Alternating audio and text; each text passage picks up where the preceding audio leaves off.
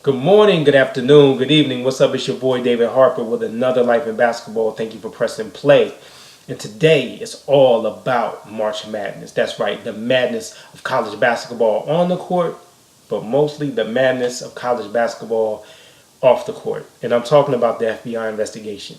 For those of you who don't know, the FBI has been investigating the NCAA for illegally paying players and also investigating coaches that's been covering up their program, their basketball programs for paying players and also just different cover-ups, whether it's being prostitution, strippers, whatever it may be. The FBI has been looking into it. Now, casualty of this investigation, one casualty has been Rick Pitino. Rick Pitino is the former head coach of the Louisville Cardinals. He won a championship with Louisville, I believe, in 2013, and he won a championship for the Kentucky Wildcats back in 1996. This guy is an incredible coach. He's developed a lot of NBA talent, but he's got caught, or allegedly got caught, in a scandal for different player cover-ups for paying and also facilitating money here and there. I don't know the full details, but this is just what's been reported so far of my knowledge. I'm sure there's more to it, and you guys can do your own investigation, but this is just a general kind of cover of what's been going on. Now, the next person that's been investigated thoroughly is Sean Miller. Sean Miller is the head coach of the Arizona Wildcats, who just got booted last week in the first round of the NCAA tournament, and who also have arguably the best pro prospect in the NCAA in DeAndre Ayton. Now, DeAndre Ayton just declared that he's going pro.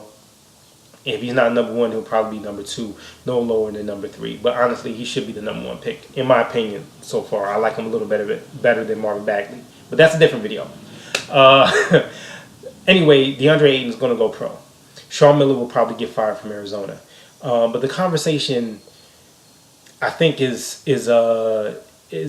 that's not being talked about is, should the NCAA be classified as amateur sport? Now, you guys tell me. In an amateur sports, should a coach get paid millions of dollars? That does not sound like amateur money. It just doesn't. Should a athletic program get millions and millions through TV contracts, through donors, through shoe deals? I mean, does that sound like amateur sports? Does that sound like amateurism when you have millions of dollars being exchanged, but people that are being watched for these universities aren't getting a piece of the pie? And that's really the conversation. Yes, they're getting a college degree, but they're not getting any of the profits or any of the money that's being made through the NCAA. And I'm not trying to poo-poo, or just basically put the finger to a college degree. I think a college degree, if you get a bachelor's degree, man, that's a hell of an accomplishment. But in all reality, a bachelor's degree doesn't hold the same weight as it used to 20 years ago, not even 15 years ago.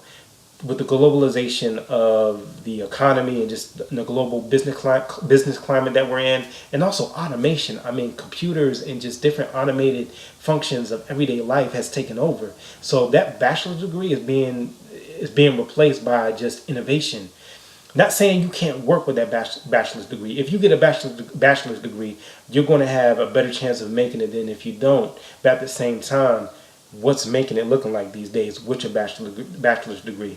And if you have student loan debt up to here, I mean up to here, then you know, what are you going to do? Your hands are tied. You get a bachelor's degree, and you might not be able to get into the field you want. And if you get into the field you want, you might not get paid what that college loan is really amounting to.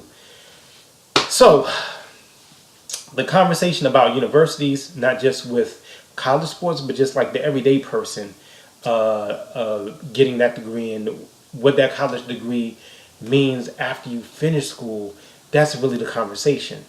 But keeping it on college sports for a moment, in my opinion, I don't necessarily feel that athletes should get necessarily paid. I think they should have a nest egg, meaning depending on what university you go to on any level, every nest egg will vary depending on the university. If it's a D1, D2, D3, school. If you're playing football, basketball, if you're swimming, lacrosse, baseball, whatever it may be, the nest egg would agree on that as well. But definitely, if you're playing college sports and you're on TV or on any level, if you're on TV and you're helping your university up their profile, you should have a nest egg. And basically, if that nest egg might be $2,500 when you graduate, which granted, it's not going to be a lot of money, but it's better than nothing, to maybe $50,000 to $60,000, which is an enormous amount of money for somebody who has a college degree. Starting out, if you're stepping out and you're like, hey, here's $60,000, here you go, and you don't make it into professional sports, that's not a bad deal.